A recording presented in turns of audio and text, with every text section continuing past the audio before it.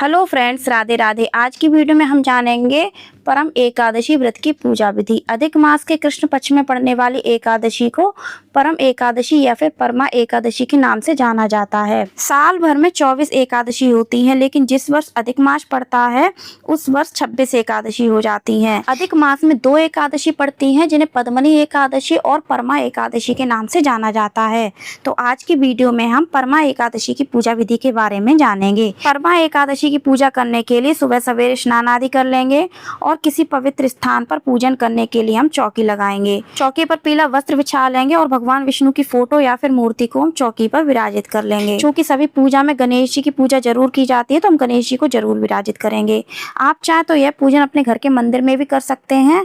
इसके साथ ही अगर आप लड्डू गोपाल जी की पूजा करते हैं, उनकी सेवा करते हैं, तो उनको भी इस पूजा में जरूर विराजित करें। देसी घी का दीप प्रज्वलित कर लेंगे और गंगा जल का छींटा दे करके सभी को भाव रूप से स्नान करवाएंगे, शुद्धिकरण कर लेंगे।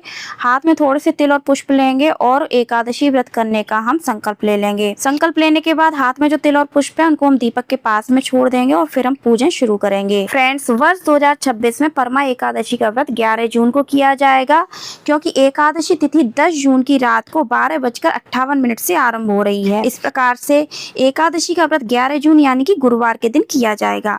तो सबसे पहले गणेश जी से हम पूजन शुरू करेंगे। तो गणेश जी को हम सबसे पहले तिलक लगाएंगे रोली से, चंदन से। उसके बाद हम भगवान विष्णु, माता लक्ष्मी को तिलक लगाएंगे। अगर आपने कथा की पुस्तक पूजन में रखी है तो उसका भी पूजन करेंगे, दीपक का पूजन करेंगे और फिर सभी को हम तिल अर्पित करेंगे। क्योंकि एकादशी की पूजा में चावल का प्रयोग वर्जित माना जाता है, इसलिए हम इस पूजा में तिल का प्रयोग करेंगे। गणेश जी को वस्त्र रूप में मौली अर्पित करेंगे। भगवान विष्णु, माता लक्ष्मी को हम वस्त्र रूप में मौली अर्पित करेंगे। आप चाहे तो गणेश जी को जनेऊ भी अर्पित कर सकते हैं, भगवान विष्णु को भी जनेऊ अर्पित कर सकते हैं। पुष्प अर्पित करेंगे तो आपको इस पूजन के लिए जो भी पुष्प मिल जाते हैं आप अर्पित कर सकते हैं। भगवान विष्णु को पीले पुष्प अति प्रिय हैं, तो हो सके तो आप पीले पुष्प जरूर अर्पित करें। इसके साथ में भगवान विष्णु को तुलसी दल भी अर्पित किया जाता है। तो ध्यान रखें, एकादशी वाले दिन आप तुलसी दल बिल्कुल भी ना तोड़ें। आप पहले ही तुलसी दल तोड़ करके रख लें, यानी 10वीं के दिन ही आप तुलसी दल तोड़ करके रख लें और फिर पूजा में प्रयोग करें।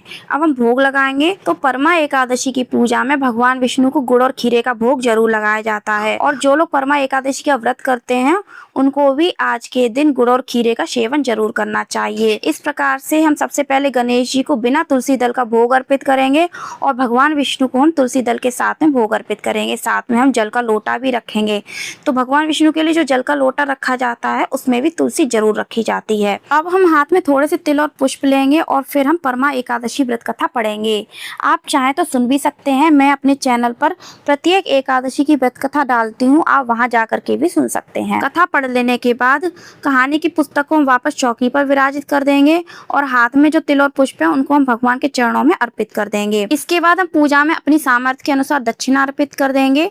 दक्षिणा हमारी पूजा में जो भी कमी रह जाती है उसकी पूर्ति करती है। दक्षिणा आप चाहे तो पहले अर्पित कर सकते हैं या फिर आप आरती हो जाने के बाद भी अर्पित कर सकते हैं। अब हम आरती करेंगे। तो सबसे पहले हम गणेश जी की आरती करेंगे, उसके बाद हम भगवान विष्णु, माता लक्ष्मी की आरती करेंगे। आरती हो जाने के बाद हम आरती के चारों ओर जल घुमाएंगे और सभी भगवान के चरण स्पर्श करेंगे। पूजा में हमसे जो भी भूल चूक हुई हो या फिर कमी रह गई हो उसके लिए हम क्षमा याचना करेंगे। अपने परिवार की सुख समृद्धि और शांति की कामना करेंगे। इस तरह से पूजा संपन्न हो जाती है। पूजा संपन्न हो जाने के बाद आपने जो भी भोग प्रसाद पूजा में अर्पित किया है उसको आप अपने घर में सभी को प्रसाद रूप में वितरित कर सकते हैं। और जो आपने जल का लोटा रखा है उससे आप सूरज को अर्घ दे सकते हैं। चौकी हम इसी प्रकार से लगी रहने देंगे। शाम को हम फिर से इसी चौकी पर दीप प्रज्वलित करेंगे, आरती करेंगे, पूजन करेंगे। अगर आपने लड्डू गोपाल विराजित किए हैं तो आप उनको भोग भी लगाएंगे। और जो लोग व्रत रखते हैं उनको फलाहार ही ग्रहण करना होता है। शाम के समय भी फलाहार खाया जाता है। अगले दिन हम व्रत का पारण करते हैं। तो परमा एकादशी व्रत का पारण 12 जून यानी दिन शुक्रवार को किया जाएगा। पारण का शुभ समय रहेगा सुबह 5:23 से लेकर के 8:10 तक, यानी इस बीच आपको परमा एकादशी व्रत का पारण कर लेना है।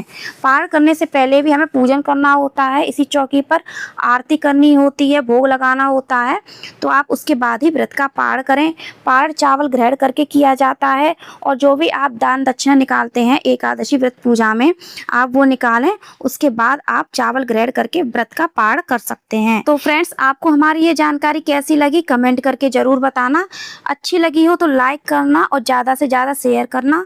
हमारे चैनल को सब्सक्राइब करना, बेल आइकन को प्रेस करना।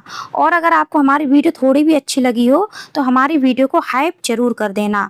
तो चलिए फिर मिलते हैं किसी नेक्स्ट वीडियो के साथ में, तब तक के लिए राधे राधे।